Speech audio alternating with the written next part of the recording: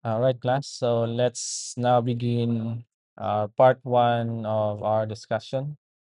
So it is all about linear regression. So before we dive into formulas and models, so let me start with this simple question here.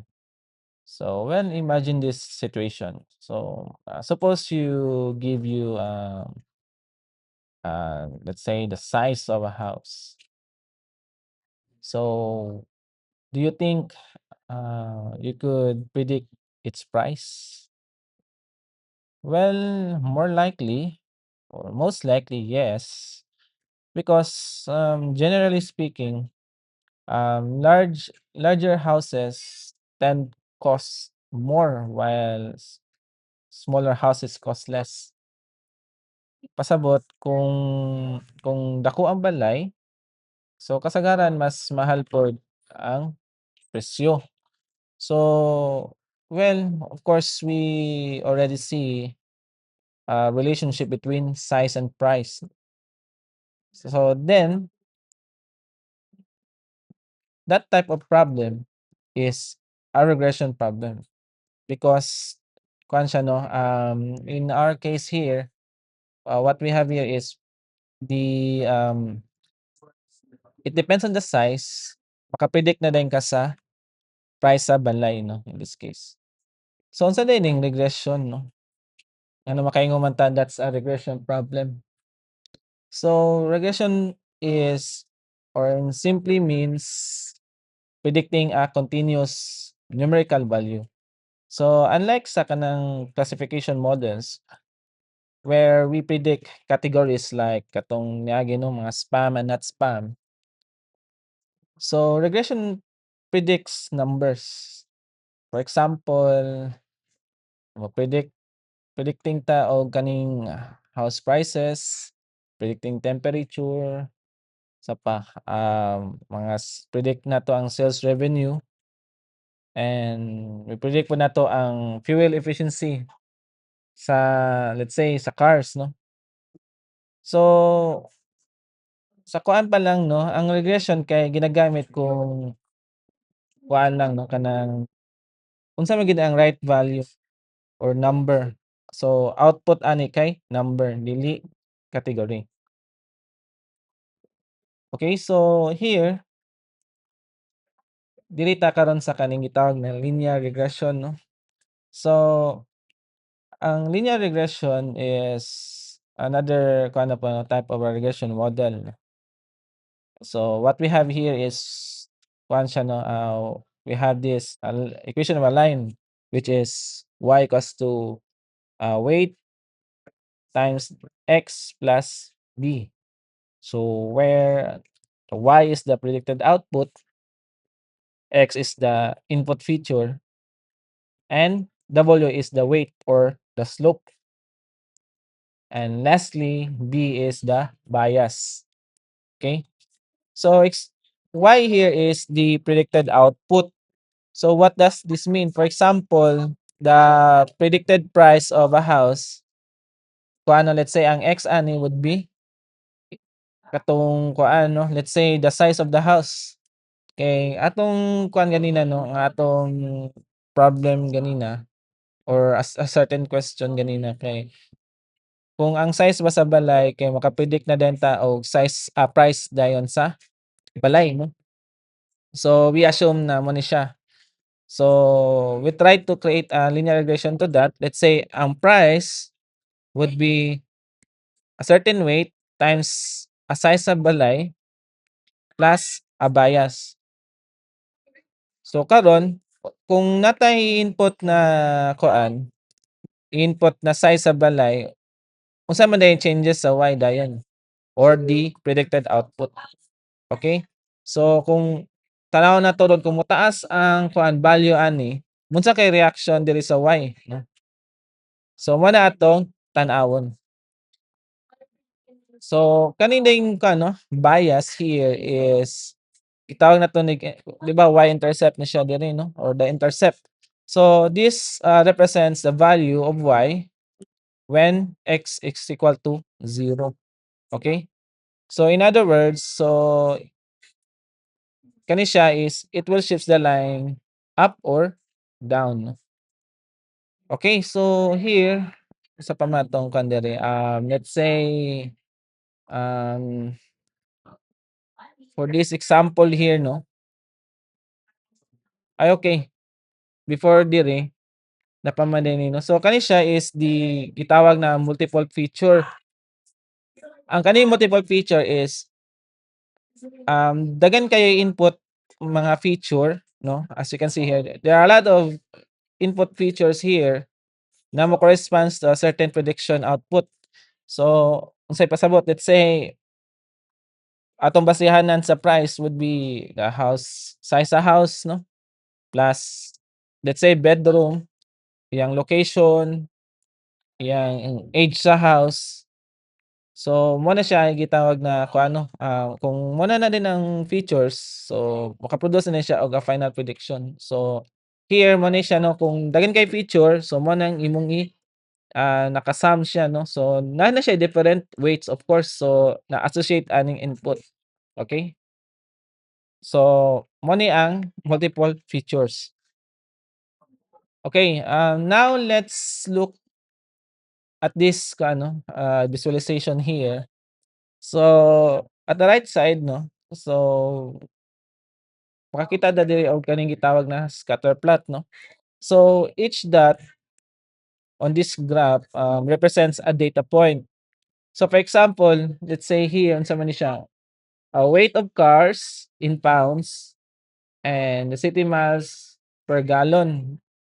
So, kuha ni siya 'no, kanang unsa ang relationship between this one 'no, kabugaton sa car, then ang iyang miles per gallon na dayon 'no. So, mo-predict ang gibuhaton na ni is mo ni ang data or sample data kung let's say mo ni ang kabugaton sa certain car, so mo ni ang kaya niya na city miles niya per gallon, okay. So, sa pamay na ani, so ang atong kuan diri, ang atong makuan ani ron ma-discuss is all about ang car weight and katong fuel efficiency. So, efficient ba kung bugat ba ang let's say sakyanan 'no, let's say like that. So, you can see what we have here is natay gitawag na pattern 'no. So, karon class kaning namugna diri na mga data points here kaning imong makita 'no, somehow mokuan siya og certain line 'no. And here, kaning line na naa diri is this straight line here is the best fits the data points 'no. So, kita class kung wala pa ni na line diri, kita'y mangita sa linear regression na line para kung unsa man ni ang pinakaduol ani sa datong data points. So, mo ni ang murag mo represent 'no, sa kanina data points. So, mo ni siya ang linear regression here. So, unsa di pasabot aning best fit 'no, na linear line here para ani na data points. So, unsa man ining best fitting line? So, kaning the best fitting line here is the one that minimizes the error between the actual values and the predicted values. Meaning, the model tries to make its predictions as close as the real data here. So, kani siya 'no, kung mo man atong real data, kaning data points here, kaning line diri is mo na ni ang best fit na mo represent kaning kuan 'no, kaning data points. So, here kung gusto nimo class 'no na mas unsa gyud ang pinakanindot gyud na line ani is mogamit na ka atong gradient descent kato atong giklase ganina. So, para mo optimize the best line na mo present ani na data points. Okay, kay karon class kung let's say mura pa man na imong data, how about kung naay bag-o na pod na input value, so what will be the prediction na dayon? So, let's say kung nako'y bagong data aside ani, so by means of using the linear regression model, so ma-predict na dayon ang iyang Y value, which is the katong fuel efficiency niya, ang miles niya 'no, per gallon, okay. So, next would be, okay, this one. So here, no, the gist of this section is that how can we or how do we know if our model is good or bad, no? So in other words, so how do we measure the error of our predictions? So well, mo ni atong gamiton no ang loss function. Okay, so well, the most common loss function used in linear regression is the mean squared error or MSE.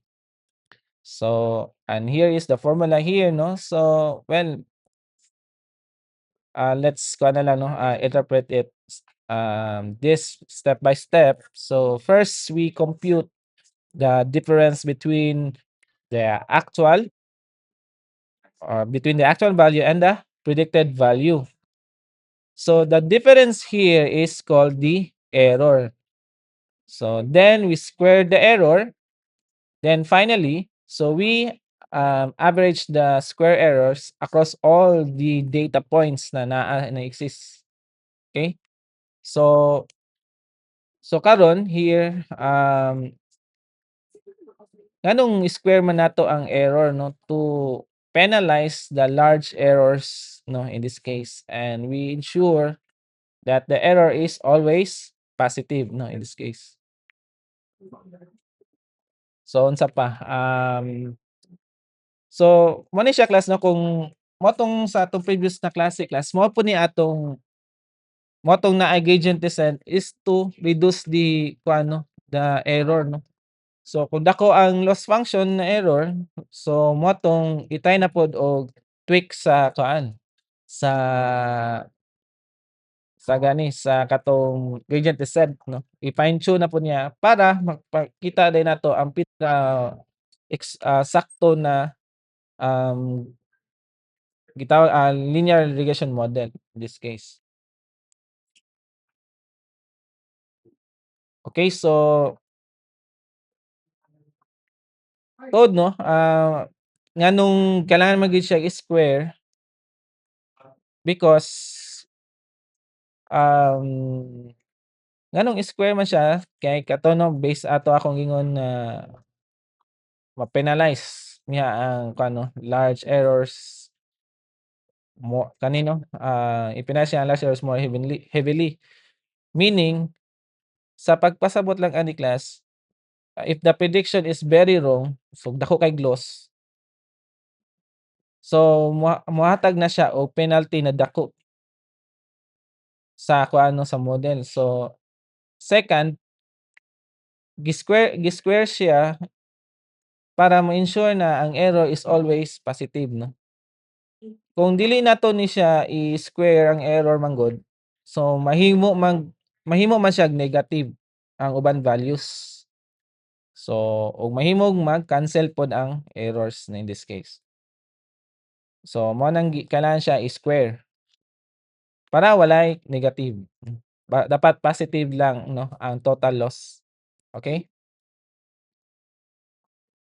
Okay, so karon class kaning objective yun sa kuan, sa mean squared error is to minimize or kaning kuno kanina function is to minimize the squared error na kuano na ma-result, no, sa atong linear regression in this case. Meaning, we want our predictions to be as close as possible to the actual values.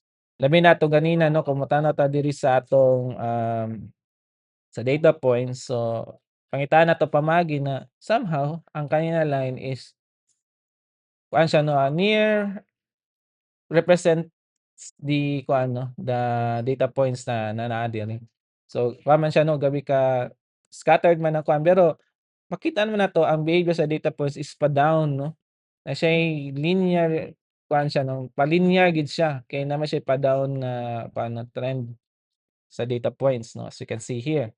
So morning line diri is the regression line or the linear regression line that represents the data points. Okay, what else? Um, okay. So si naatay kanino example ani 'no kanang di bale mo ni ang mga data points here 'no, nya mo ni ang na result na, um, linear equation 'no. Okay, so lahi lang yang kuno if nakuha lang siya, napani siya 'no na 8. So lahi lang ni 'no, na lang ni siya add another parameter in this case. So let's say this is, y is equal to wx plus b 'no, in this case. So, asaha. So we have y is equal to, wx plus b. Okay. Then we have two parameters, the w and b, and x is the input feature, no? Input feature. Okay. So the w here is the slope, no? So the parameter w represents the slope of a regression line na diri. So it tells us how much the y changes when a certain value of x is increased by a certain unit. So mao siya katong sa inyo na nasayran tong una 'no kanang slope 'no. So kung mosaka og ang x og 1 unit, so pila motaas pod ang y 'no. So kung kanina trend 'no, of course. So the slope captures the relationship between the input and the output. And what else? Kaning B, no? So this one is the intercept. So well, kaning B is it tells the graph that this is the kuno siya. This is the point where the regression cross the y-axis. So mo na nitong let's say ang kung kuan mo, let's say ang x nimo kay 0. So, ang resulta na sa y is ang intercept, 'di ba? So, mo ni siya. Mo na ni aron ang intercept no in this case. So, mo tong gingon na ang kaning b is the intercept where the y ang value sa y kay paano ang kay mo ang value sa y will be the intercept because x is 0. So now, as you can see here, no, so sa akong gigon ganina, this line here represents the regression line, which is our kuan siya gitawag na model, no. Mo ni atong model's prediction based aning model's prediction or gitawag na atong regression line where kani siya nagrepresent aning atong data points, no. So kaning atong actual na data points. So kani siya kay naman siya behavior nato mabantayan sa atong data points na pa kuan man siya positive increasing siya na line, 'di ba? So pangitanan na din nato ang unsa may kuano kanang predicted or regression line ani na mo-represent sa kanina data point, no? So so mo ni siya ang katong um, kabantay mo ni class 'no naay mga certain kaning mga dash 'no, vertical dash. Kaning vertical dashes lines between the points and the kuan and at the line. Gitawag ni sila residuals 'no or prediction errors. So mo ni siya ang mga errors 'no, kani sila. Kay kuan man ni siya, mo man ni actual data, then mo ning regression line. So wala man kayo ni kuan diri ang mga points tanaw 'no kani, wa man siya ni somehow aligned within this one. So kani siya is naman siya diri. So mo na din ang mga errors along the regression line 'no, kani siya. So, ang goal ani class is to create design or not design, but to kuan no, to produce a regression model na gamay ra error as possible. That's why we need to use gradient descent regarding to optimize the certain regression model no, para mo gamay ra error. So imo ning ikuan tanan, ang actual versus predicted no, mo man ni imo man ning kuan no, i-add tanan mga kuan, let's say this one, y value versus the predicted. So pila yang difference between this and this one no, okay, this mo ni ang point no. So mo na imong ibutang diri. Kunya summation man siya, so meaning daghan kayo siya value no. So mag-add na pod, nya diri na pod next kani siya o kani, okay? So let's say we have an example of, we have to say check ning slide class, laban ni siya okay, wala de. Okay. So let's say we have this example here no, if the slope or W is 50,000 in a housing model, so it means each additional square meter increases by 50,000 pesos. So mo ni ang kuano, mo increase ba. So ako ang kuan ani no, pasabot lang ni no, kay kung let's say ang house, predicted house prices based on house sizes. If the slope is kuan ba, 50,000, it means that every additional square meter of the house or the house size, so the price increases by 50,000 pesos. So dako kayo no. So ang slope ani ay nagrepresent sa presyo nga madungag kada unit no sa size sa balay. So the parameters are not just numbers, but they actually describe the relationship between variables in the real world na mga scenario no. So karon class, so as you can see here, so ang slope kay 50 man, so 50,000, so kung naay magkuan no, kung na napoy increase og 1 meter sa isa ka kuan, let's say here no, na-increase nag 1 meter, kay base nato kay atong x would be size man. So mo man ni ang kuan, ang slope value kung isa lang ang step no, sa pag-forward. So meaning, na siya additional na 50,000 pesos. Okay?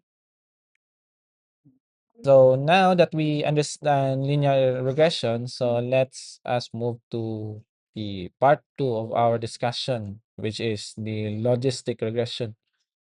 But before explaining the model, so let me ask you a different type of question here. So let's say if I give you a patient medical data, so can you predict whether they have a disease or not? No, this case. Suppose suppose we have medical data like blood pressure, age, cholesterol level, heart rate, certain like that. No, do you think we can predict whether the patient has a disease or not?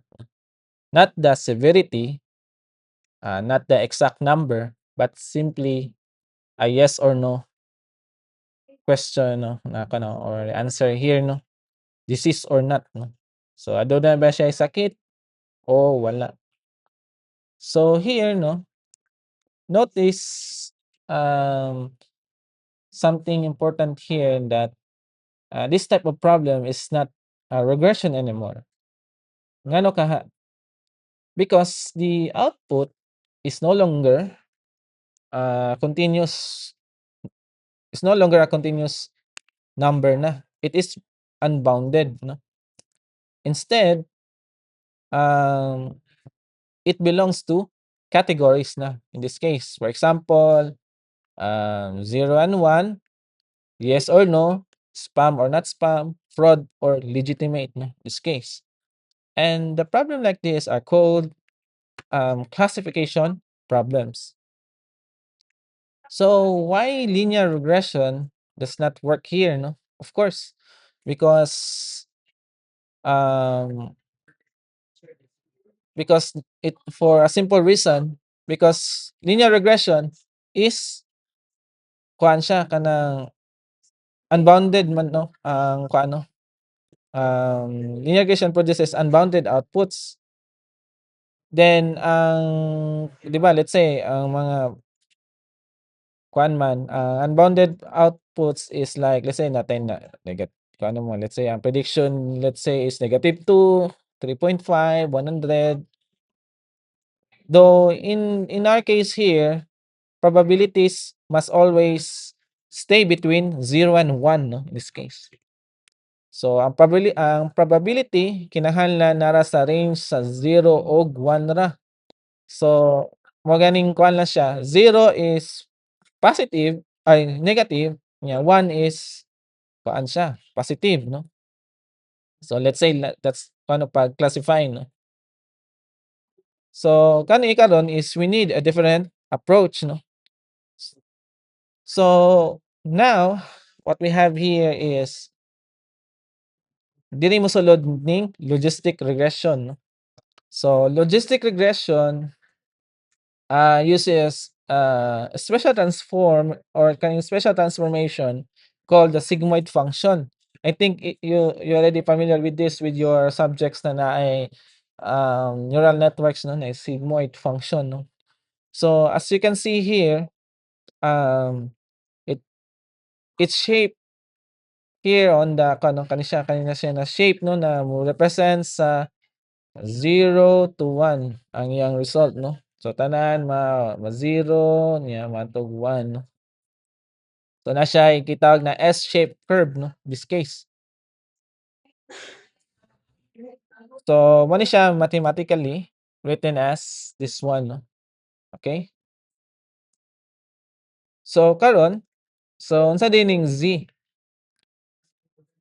We compute the value of a certain value Z, no, in this case. Once we kuan mo nitong atong linear regression in this case, no, ang Z. So since what we have here is kung let's say natay mga multiple medical data features or input values. So of course, so magkuan ka ni daghan kayo na features, no, nya na siya lahi-lahi na weights of course per feature na represent ato na line, no.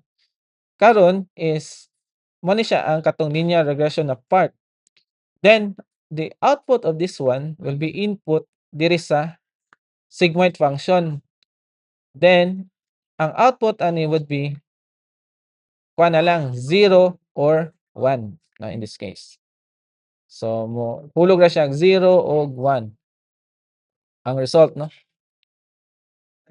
So say pasabot nani kung let's say, um, 'di ba ang sigmoid function, ang kanina equation is to compress any real number into the range of 0 o 1. So mo to, no, so 'pag naa kay output sa imong linear regression here, so ma-input na din siya sa Z, 'di ba? Okay, so karon, so masking kuan siya na no matter how big or small ang imong input, for example, a very large positive numbers, ang result, so the output is close to 1. Very large negative numbers, so the output is close to 0. So bisan sa kadako o gagamay ang input, ang output sa sigmoid kay pugos ra gyapon siya sa range sa 0 o 1. And because of that, so the model output can now be interpreted as a probability. So mo ni siya karon diri. So the model now estimates this one, no?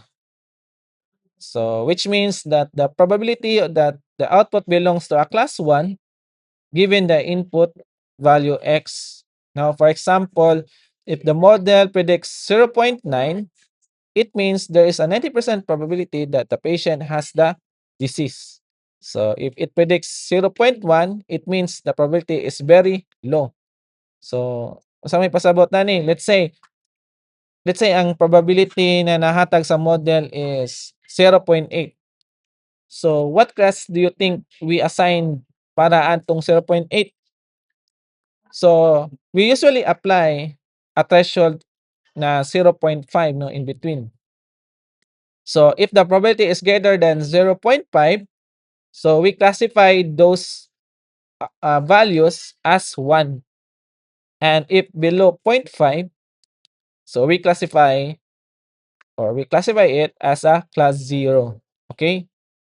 So the key idea here now is that the linear regression predicts numbers, no? Or mga values na numeric values. But logistic regression predicts probabilities. So here, so we convert na to siya into a categories, no? Let's say 0 or 1, true or false, spam or not spam, or yes or no, no? So remember that regression is outputs a certain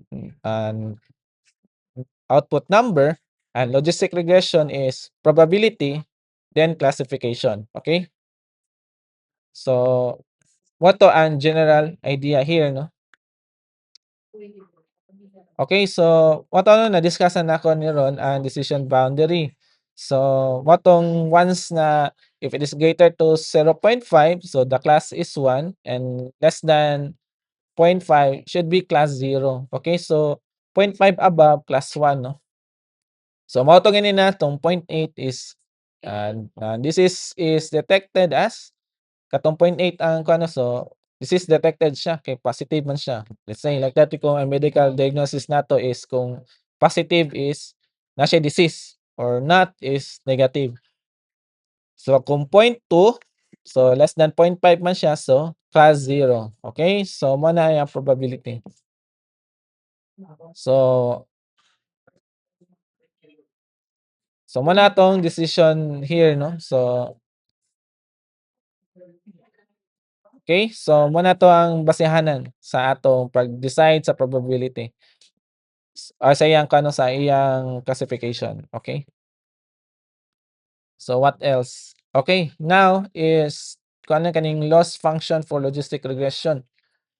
So here is, well, this is a very important one because in linear regression, we use mean squared error, no, in this case.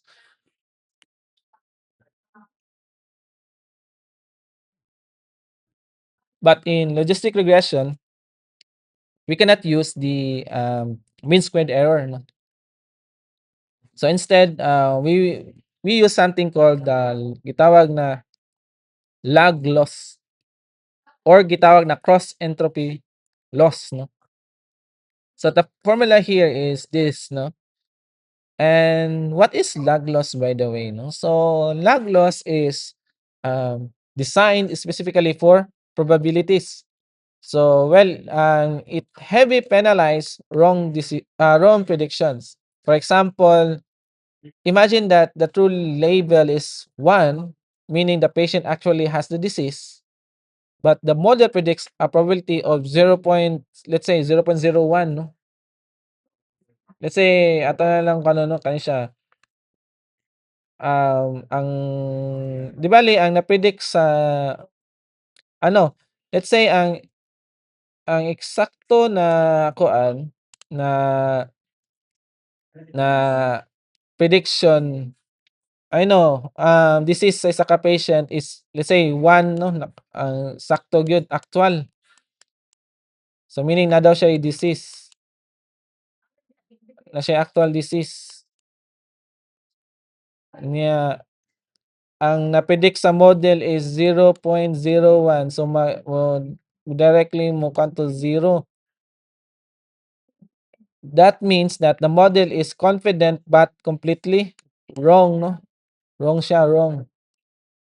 So in this case, the loss becomes very large, no, in this case, no? So dako iyang loss.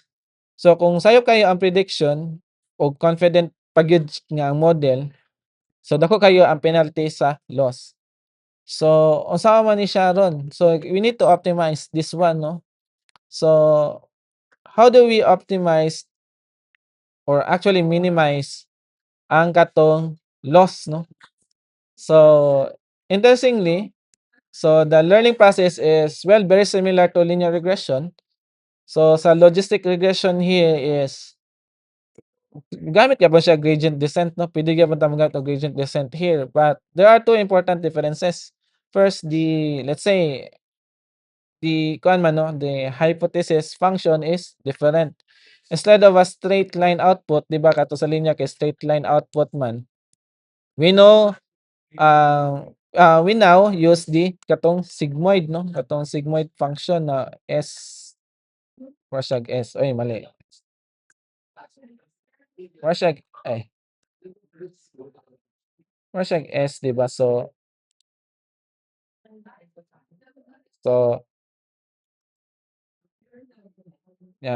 paana din siya. Mm. Yan, let's say mo na yung 0.5. So, di na siya mo kuan, somehow mo kuan na siya sa 1, no? 1, 0. Okay.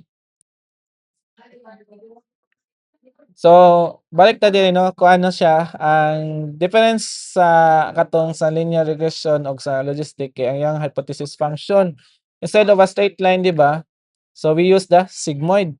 Second, the loss function is different. Instead of mean squared error ang sa kuan, MSE, here is gitawag na cross entropy.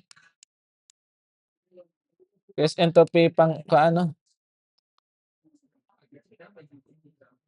So, mo pa ni nga mga kalaian. So, but the learning engine here is that it remains the same lang yapon, no? Because kung magamit ta gradient descent, so gradient descent still adjust the parameters.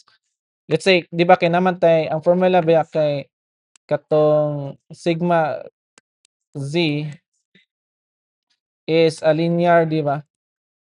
Ang linear na equation or linear regression ba na dire.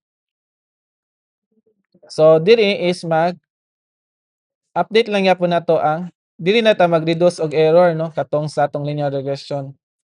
So, mao ra gyapon to ang buhaton.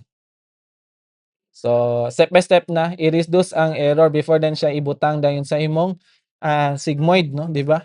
So, parehas ra gyapon ang proseso sa pag-learn. So, ang gradient descent gyapon ang nag-adjust sa parameters sa katong W and B. Okay? So, mo lang gyapon, no? And what else? Okay, let's move back. Okay. Now that we have discussed both linear and logistic regression, so well, let's take a moment to capture them conceptually. So, well, in this case, this is a very well. This is important because many students initially get confused, no. So when they hear the word regression, so let's say kaning in logistic regression at assumes that it is used for predicting numbers. But actually, logistic regression is used for classification kay since mag-atag naman siya og probability 0 ug 1 naman na siya, no, na output. But no, 'di ba? So here sa linear regression lang, so the linear regression produces a continuous output, meaning the model only predicts numerical values, no, in this case. So kani siya is numerical lagi diyang ihatag na output, numerical. For example, predicting house prices, temperature, sales revenue, anything, no, age, pwede po predict kog age, no, based sa let's say body type whatsoever. Basta ang output is numerical. Kung ang output kay number nga continuous, so let's say kuan siya, no, regression gyud natong gamiton ana, no, regression problem na siya. Nya another key point is ang iyang loss function. So, ang loss function na gamiton or sa linear regression is ang mean squared error, no. And well, this measures how far the prediction from the actual values. So katong sa predicted na kuanon mo ni ang regression model kung mao ni mga actual points. So, ginakuha ang kaning distances between the actual ug ang predicted na output. So, by means of katong paano, y actual minus y predicted nga squared dayon siya. Okay? Sa logistic regression is instead of predicting numbers, so logistic regression predicts a probability.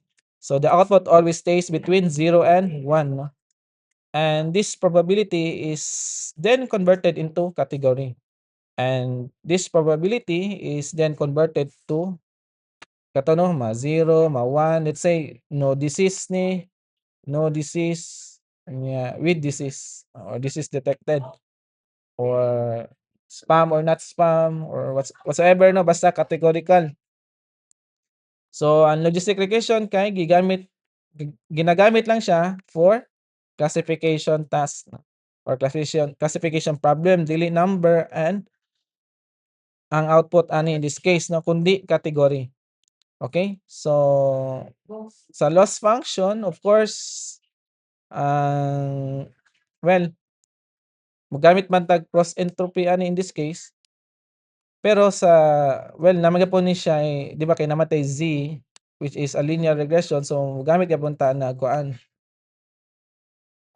dito na ang katong sa gradient descent na side 'no.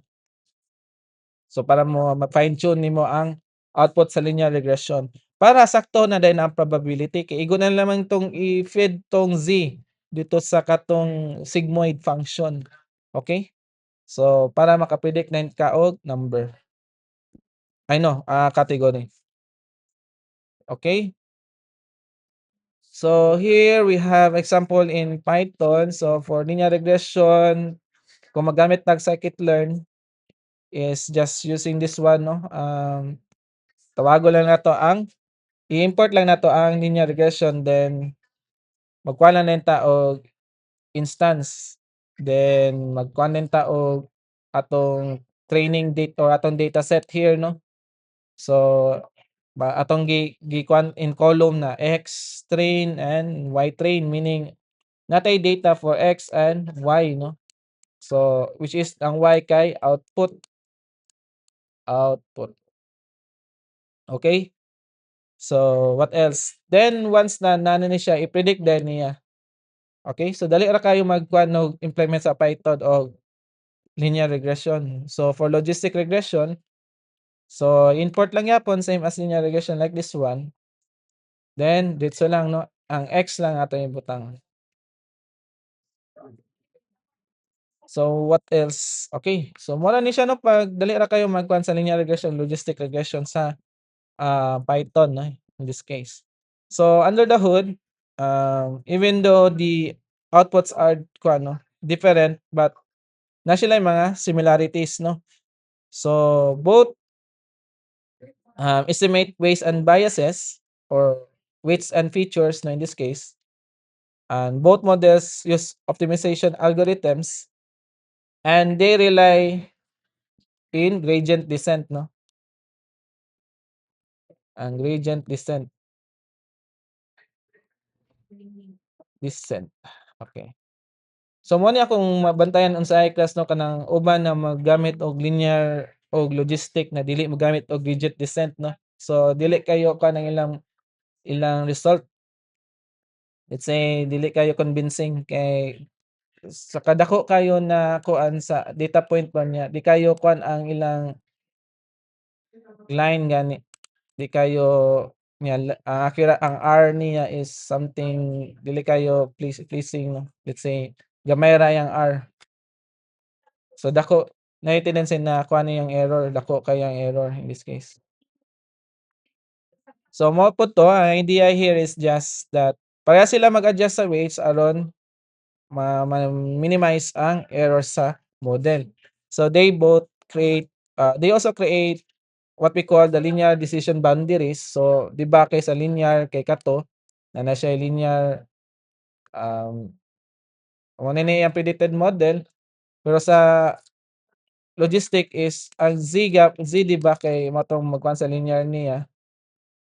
Then ang kung maabot na sa katong sigmoid is katong, paano dayon katong, S-curve 'no, na like that. Yeah, 0.5, 0.5. Okay? So, lastly here 'no, so basta ang linear regression is predicts numbers and logistic regression is predicts probabilities that becomes classes. So, duha ra gina binary naman na siya 'no, 0 ug 1 ra gina siya, okay? So, kung daghan na kayo'y classification class, lahi na siya na model ang inyong gamiton, dili na kaya sa imong logistic, okay? And what else? Then next, okay, sige here. So, 'di ba ang linear and logistic regression assume something kung ano, something very important here 'no, they assume that the relationship between the features and the output is linear in the feature space 'no, kay let's say mo ning data point, yang mo ning mga data ay sobrahan ra. So, sige drawing sa ta ni. So, mo ni siya niya ang data here, kana siya.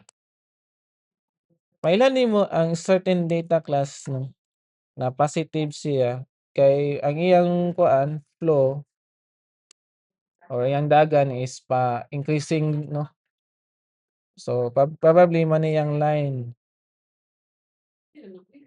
So, ang basta ang idea sa kuan 'no, sa between these two is ang output sa certain data points is somehow linear in the feature space. So, mura siya nag-assume ta na mo ni linear, pa-linear siya. Meaning the model tries to find a linear relationship between the variables. So, for linear regression, the relationship between the relationship appears as a straight line no, in this case. That fits this kaning mga data na naa diri. But for logistic regression, so well, slightly different lang. Instead of fitting a line for predicting value, so nagkuhan ta og katong decision boundary. Kaya lang ha. 'Di ba katong S-curve which is the sigmoid, no? So, for a while, so mo ni siya.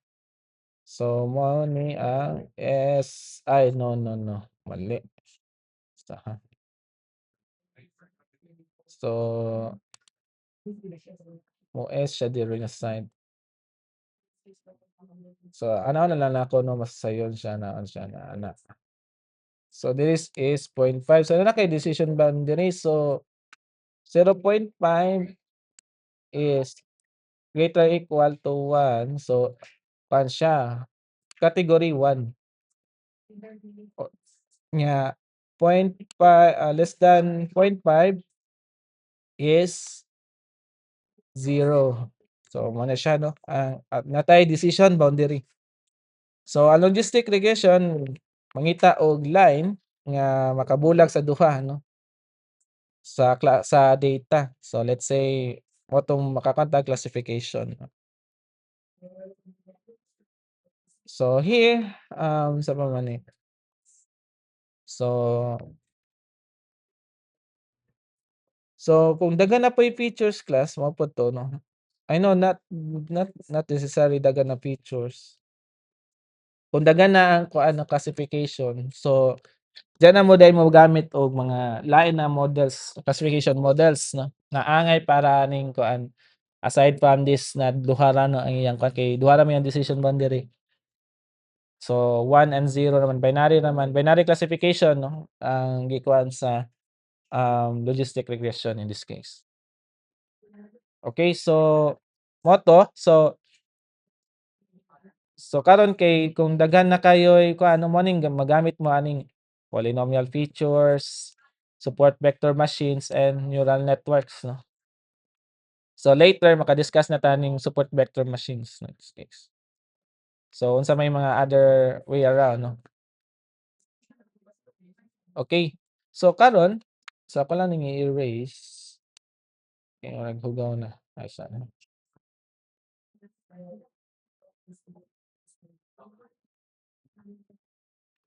Okay, here now for this final reflection here. Where kani siya no kay ato lang gi-summarize ang key insights no between linear and logistic regression. So for linear regression, so linear regression teaches us how to model a continuous relationship, meaning we learn how to predict numbers. Logistic regression, in this case, it teaches us how to um, how to model probabilities, meaning we learn how to predict categories through probability. No, in this case, so both uh, the these linear regressions or underneath of these two models, so we see the same fundamental components. So well, they both rely on parameters which represents the weights and the features, the loss functions that predicts the error, the gradient descent to optimize the parameters, and optimization which improves the model over time. So actually, marami sila. So actually, parehas sa sila nag-adjust sa parameters aron ma-minimize ang error sa model. Okay? So here is the key insight. So I want you to remember that if you truly understand linear regression and logistic regression, so you already understand the mathematical backbone of supervised machine learning. No? So mo gini ang backbone. Labi na sa neural networks and support vector machines, that these two are the backbones of this type of kaning mga supervised machine learning in this case. So almost every advanced models na imo ma-encounter later no, including deep learning, is built on the same core, which is the linear and the logistic regression. Okay? And what else? Okay, so far, so far this point no, uh, so every machine learning model you learn is essential for, let's say, mga katong mga an extension of these foundations no. So kung masabtan ninyo ang kining duha ka model, masayon na ninyo sabton ang katong mga advanced na machine learning algorithms, because these two are the backbones or the backbone no sa supervised learning. Okay? And